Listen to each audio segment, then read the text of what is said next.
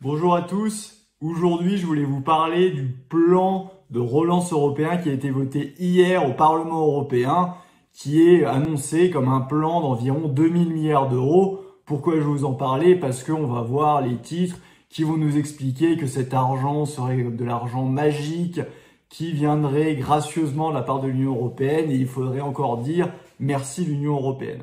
Non, la réalité, qu'est-ce que c'est? C'est que dans ce plan de 2000 milliards, il y avait déjà les 540 milliards qui avaient été actés par l'Eurogroupe dont j'ai parlé dans une vidéo précédente que vous retrouverez en lien, qui s'articulaient entre le mécanisme européen de stabilité, la Banque européenne d'investissement et le SURE.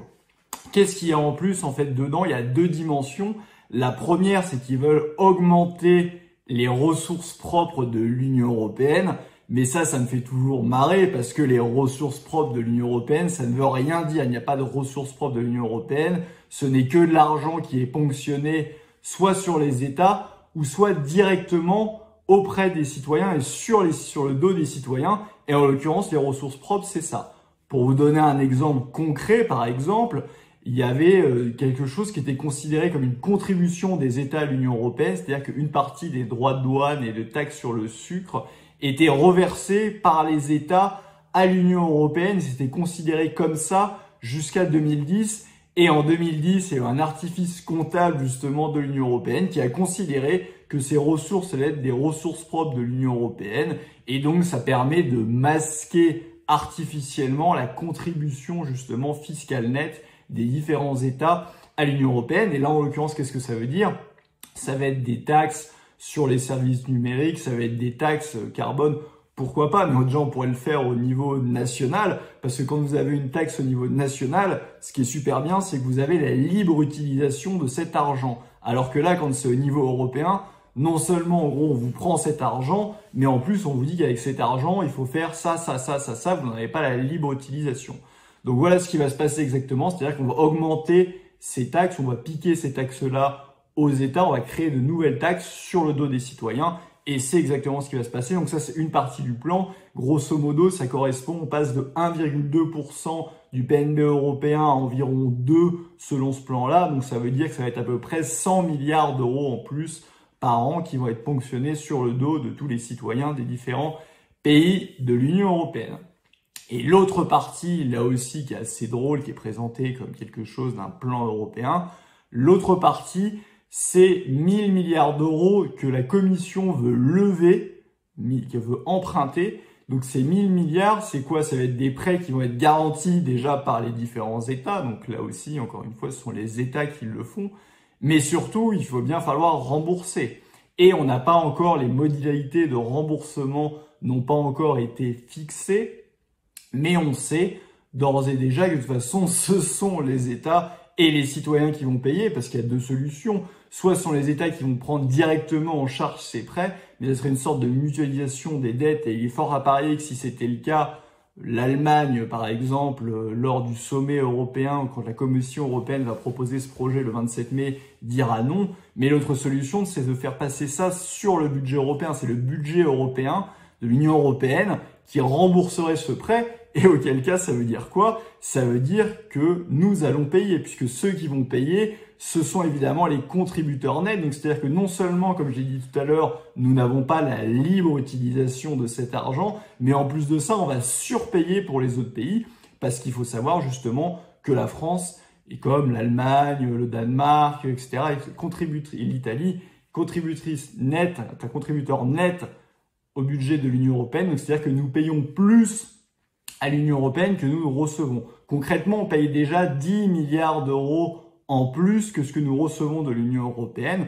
Donc c'est une gigantesque arnaque en fait, toute cette histoire. C'est pareil pour ce plan de relance. C'est un peu comme si je vous pillais un billet de 500 euros, je vous en rends 300 et en plus avec ces 300, je vous dis vous devez faire ça, ça et ça et ça et vous devriez me dire merci. Donc c'est complètement absurde, c'est toute l'arnaque de ce plan-là.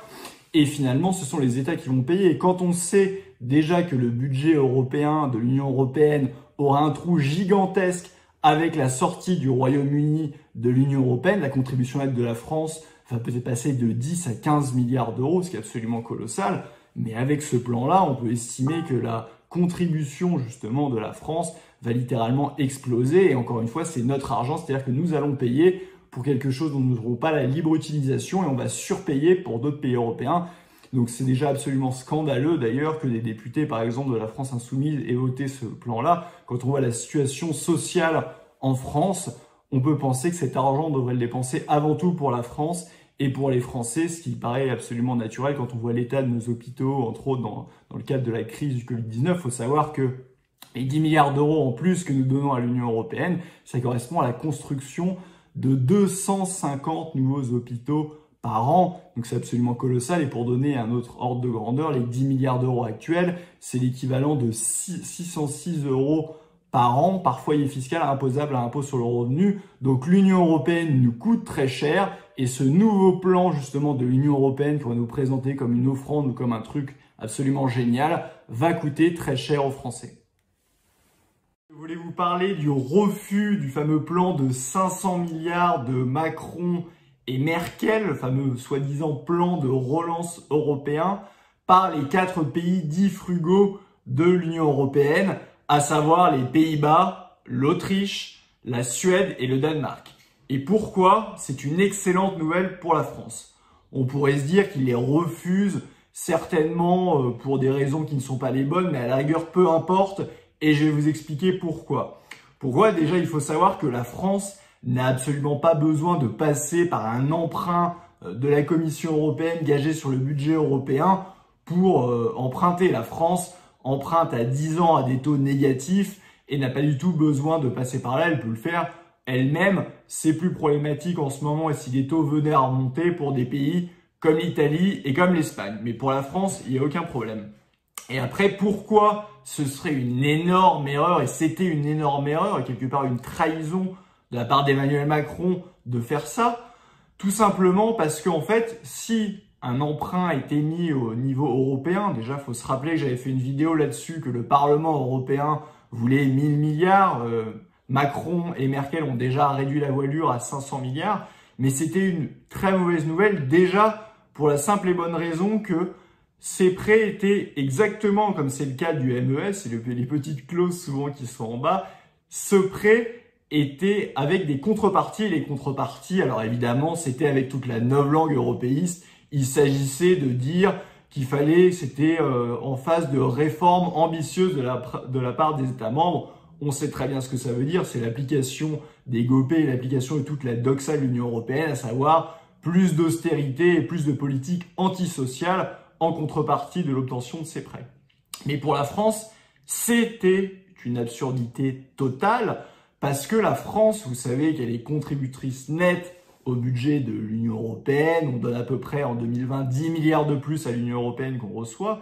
Et ça veut dire qu'un emprunt qui serait fait pour l'Union européenne, ce serait remboursé après comment? Soit par des ressources propres, mais surtout plus probablement par le budget européen qui devrait être en augmentation pour pouvoir rembourser ces prêts. Donc ça voudrait dire qu'on devrait finalement, comme on est contributeur net, surpayer pour les autres pays européens alors qu'on n'a pas besoin de passer par ces emprunts-là. Donc c'est absolument dingue. C'est d'autant plus dingue qu'on surpaye, mais on n'a même pas la libre utilisation de cet argent parce que tout l'argent qui transite par l'Union européenne, c'est le budget de l'Union européenne, les fonds européens, vous ne décidez pas de ce que vous en faites. C'est l'Union européenne qui décide pour vous. Donc non seulement vous payez plus, mais en plus vous n'avez pas la libre utilisation. C'est une arnaque sans nom que j'explique souvent. C'est un peu comme si je vous donnais un billet de 500 €, vous m'en rendez 300 et en plus, avec ces 300 €, vous me dites par exemple, vous, je sais pas, vous vouliez acheter des rillettes, du canard ou peu importe. On me dit non, vous allez devoir acheter un steak, vous allez devoir acheter la salade, vous n'avez même pas la libre utilisation. Donc c'est une arnaque sans nom.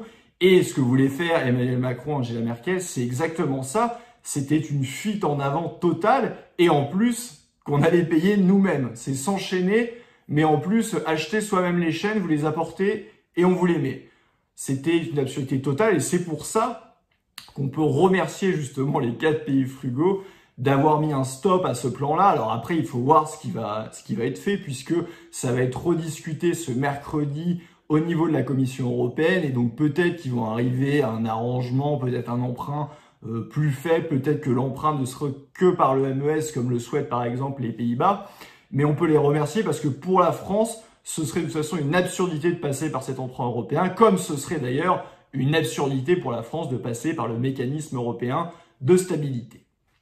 Et c'est d'autant plus dingue ce plan, en fait, quand on y réfléchit, Merkel-Macron, qu'il y a eu un sondage récent qui montrait que, au contraire, les Français avaient de moins en moins confiance en l'Union européenne et avaient très peu confiance dans l'Union européenne. Mais nous ne sommes pas les seuls. C'est le cas notamment justement aux Pays-Bas, c'est le cas en Italie. Donc, faire une fuite en avant de ce type fédéraliste de mutualisation des dettes, osons le mot, c'est être antidémocrate. Puisque quand vous avez des indicateurs tangibles comme ces sondages qui vous expliquent que les personnes, les gens ont de moins en moins confiance dans l'Union européenne, mais que vous, derrière, vous leur dites vous en voulez pas, on vous met encore plus d'Union européenne, ça montre totalement une attitude qui est antidémocratique. Et c'était exactement ce qui est ce plan-là. Et on peut remercier à cet égard les 4 pays frugaux. Les 4 pays frugaux qui commencent d'ailleurs à se réveiller parce que on a eu le 22 mai un ancien ministre néerlandais qui avait lui-même participé à la construction de l'euro,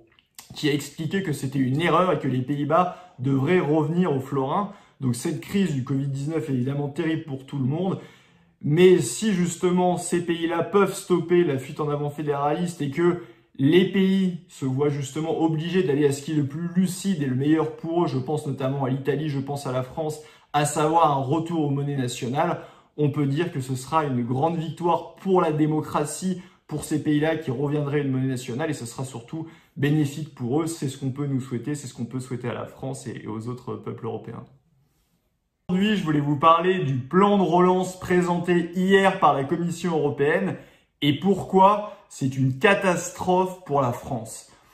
En fait, ça s'inscrit dans un cadre plus large. Rappelez-vous, j'avais décrypté dans des vidéos précédentes que le Parlement européen voulait un plan de relance de 1000 milliards. Il y a eu derrière la proposition franco-allemande pour 500 milliards, la proposition Merkel-Macron. Et j'expliquais déjà dans ces vidéos que ce soit 1000 ou 500 milliards, c'était quelque chose qui était très mauvais pour la France dans la mesure où on va surpayer justement pour ces plans de relance sans en avoir la libre utilisation. Mais en fait, quand je pensais à ça, je pensais au cadre actuel du budget de l'Union européenne. Mais quand on regarde, et on a eu du détail, notamment dans l'article du Monde là-dessus, sur ce plan de relance, c'est pire encore que ce que je croyais parce qu'on a eu le détail des sommes qui vont être reçues. Normalement, la France étant contributrice nette au budget de l'Union européenne, chaque année, on donne à peu près entre 9 et 10 milliards d'euros en plus à l'Union européenne que ce qu'on en reçoit. Dit autrement, c'est-à-dire que sur le budget de l'Union européenne, grosso modo, on donne 20% et on en reçoit environ 13%. Là, dans ce plan, c'est pire parce qu'on a encore une fois le détail. Et quand on regarde, la France ne va recevoir que 39 milliards d'euros sur les subventions, parce qu'il y a plusieurs volets. Le premier, c'est les subventions de 500 milliards d'euros. Là-dessus, la France, qui paye environ 20%, va donner 100 milliards d'euros. Mais on va recevoir que 39 milliards d'euros. Donc, c'est 61 milliards de pertes sèches.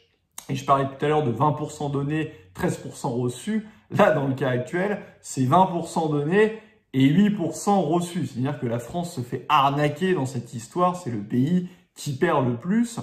Et d'ailleurs, d'autant plus si on regarde les aides, parce que la France reçoit 39 milliards, l'Italie va recevoir plus de 80 milliards et l'Espagne un peu moins de 80 milliards. Alors quand on regarde les prévisions de croissance données elles-mêmes par la Commission européenne, la France, il prévoit une récession de 8%, une baisse de 8%, de plus de 8% du PIB. Je pense en plus qu'en réalité, ça sera plus que ces 8%. Et l'Espagne et l'Italie sont autour de 9%. Donc il y en a qui reçoivent 80 milliards et nous, on va recevoir que 39 milliards. Donc c'est une arnaque totale. Et je parlais d'une perte sèche de 61 milliards d'euros. Faut se rendre compte de ce montant-là qui est énorme. C'est plus que tous les principaux postes budgétaires de la France. C'est plus que le budget de l'éducation nationale qui est le premier en France, qui est de plus de 50 milliards, c'est plus que ça. C'est plus que le budget de la défense qui est le deuxième, qui est d'un peu moins de 40 milliards. Ou c'est plus même que les intérêts de la dette qu'on doit rembourser chaque année. Donc c'est un montant colossal en pure perte pour la France qui va être dépensée. Et encore une fois, c'est comme dans les vidéos que j'expliquais auparavant, les 39 milliards en question, on n'en aura même pas la libre utilisation. C'est l'Union européenne qui va décider, vous devez faire ça, ça, ça, ça et ça avec ces 39 milliards d'euros. C'est vous dire l'arnaque complète. Quand on regarde après le deuxième volet, ce sont des prêts de 250 milliards d'euros. Il faut savoir que ces prêts, c'est comme pour le grand emprunt de 500 milliards, c'est la Commission européenne qui va faire cet emprunt-là, mais c'est garanti par les États, parce que l'Union européenne n'est rien. Donc c'est les États qui garantissent, notamment dans le cadre du budget européen, cet emprunt. Et ces prêts de 250 milliards, là, c'est pas comme les subventions, ils vont être remboursés par les pays, mais il faut savoir qu'en gros, on va garantir pour 250 milliards d'euros de prêts, mais la France, d'ailleurs, comme l'Allemagne, ne va pas bénéficier de ces prêts-là. Donc, en gros, on garantit pour les autres. Et la troisième partie, qui n'est pas la moindre, le troisième volet, c'est qu'on institutionnalise finalement les mécanismes du MES pour ces subventions européennes dans le cadre du budget européen, puisqu'il est mis explicitement que justement, ça sera donné en contrepartie de réformes ambitieuses, réformes structurelles.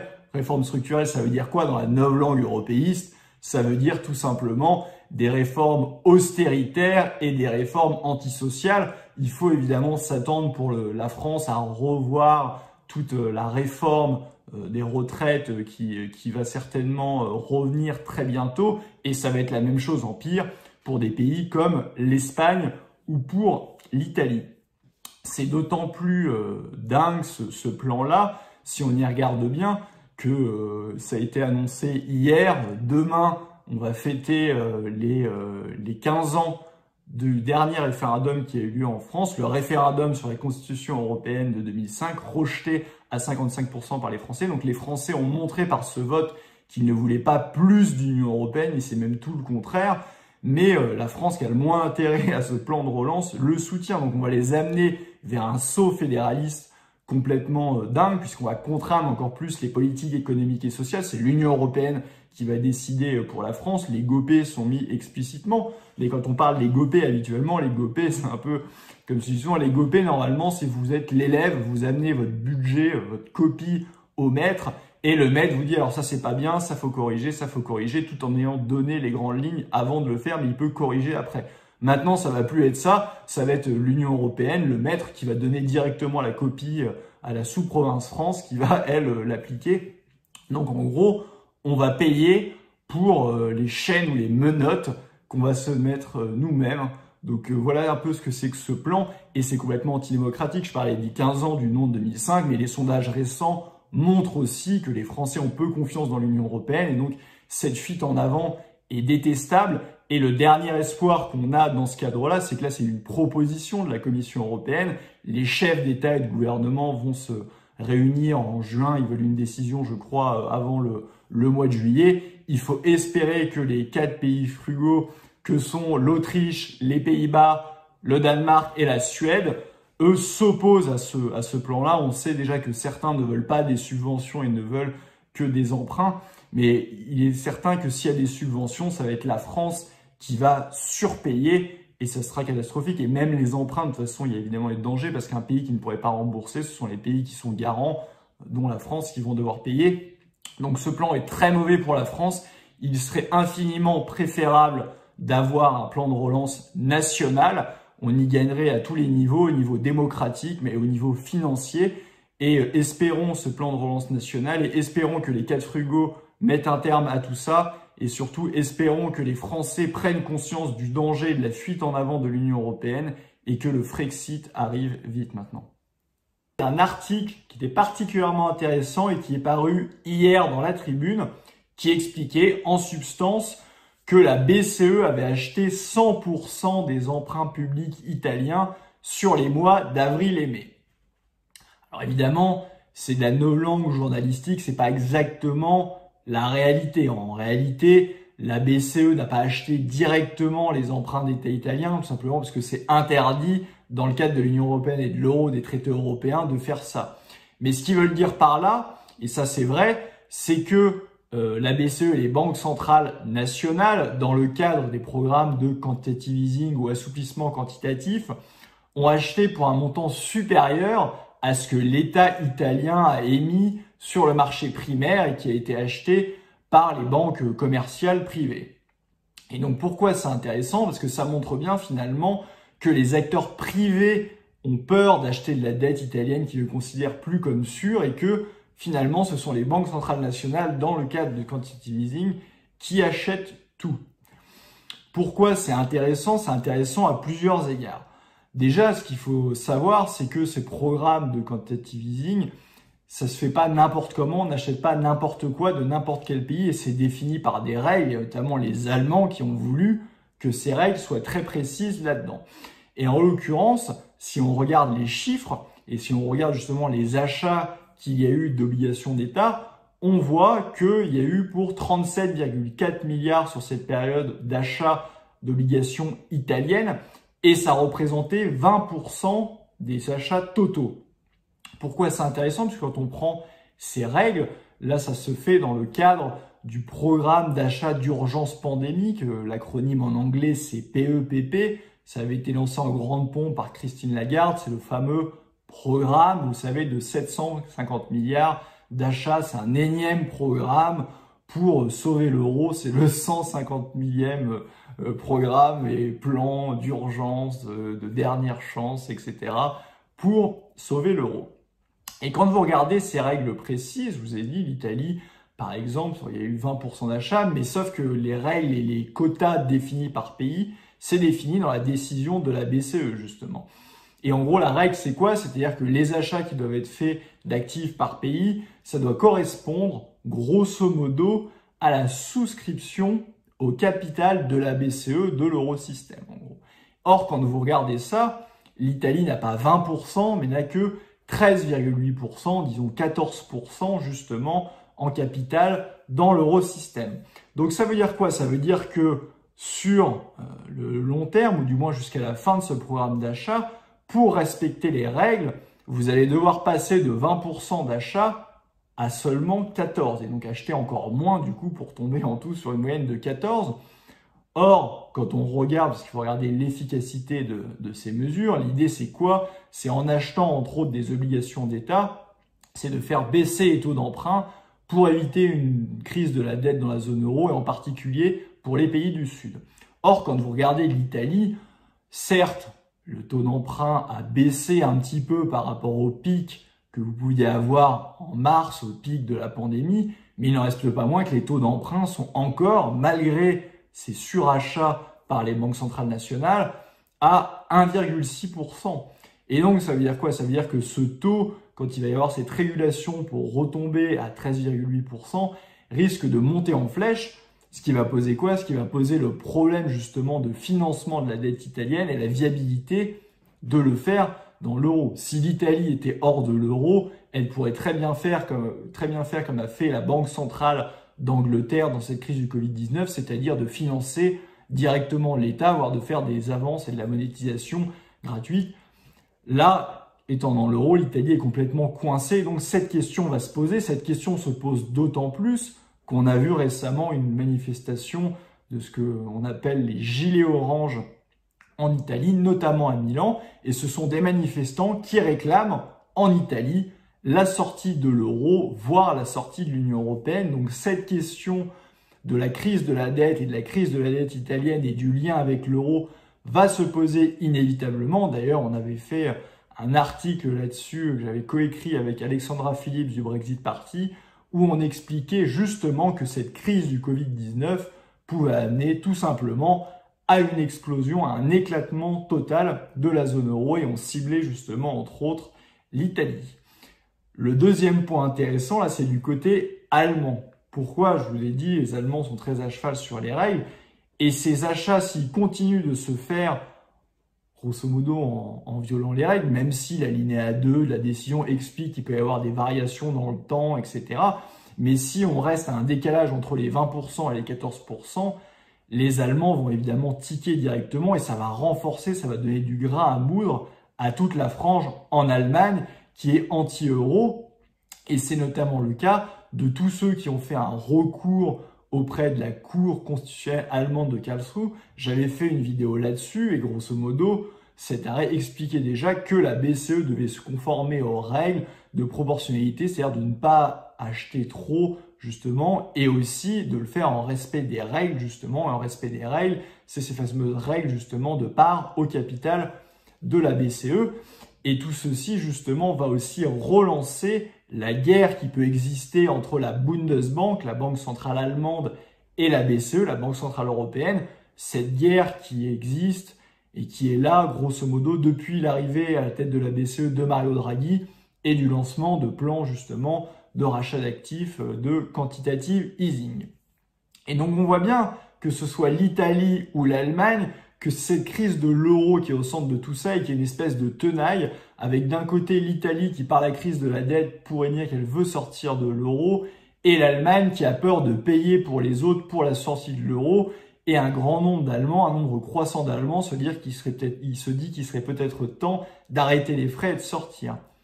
Vous me direz, la France dans tout ça, c'est très intéressant puisque la France, justement, a les désavantages et les inconvénients ou les désavantages que vous voulez à la fois de l'Italie et de l'Allemagne sur la question de l'euro. De l'Italie puisque la France, comme l'Italie, l'euro pour la France est une monnaie qui est beaucoup trop chère pour son économie, ce qui amène moins de compétitivité, ce qui amène donc moins de croissance, une balance commerciale qui se dégrade, plus de chômage et une dette qui explose. C'est exactement le cas italien et c'est pour ça que la France aurait besoin de se libérer de l'euro. Mais on a aussi les inconvénients de l'Allemagne puisque la France, comme l'Allemagne, paye massivement pour la sortie de l'euro. Les Allemands, vous pouvez me dire, c'est rationnel, bénéficient économiquement de la zone euro et de l'espace de l'Union européenne, du marché unique, et ont tout intérêt à préserver l'édifice. Mais pour la France, ça nous nuit, comme pour l'Italie, et en plus on paye. Un exemple concret de la France qui paye, tout simplement, le programme de relance, fameux plan de relance proposé par la Commission avec 500 milliards d'euros sur la table, sur ces 500 milliards, la France donne 100, elle reçoit 39, donc ça veut dire qu'on a une perte nette de 61 milliards. C'est complètement délirant. Ça serait le premier budget de l'État, comme j'ai expliqué dans une vidéo précédente. Et donc la France, c'est le pays par excellence qui aurait intérêt justement à arrêter les frais et à se libérer de l'euro par le Frexit.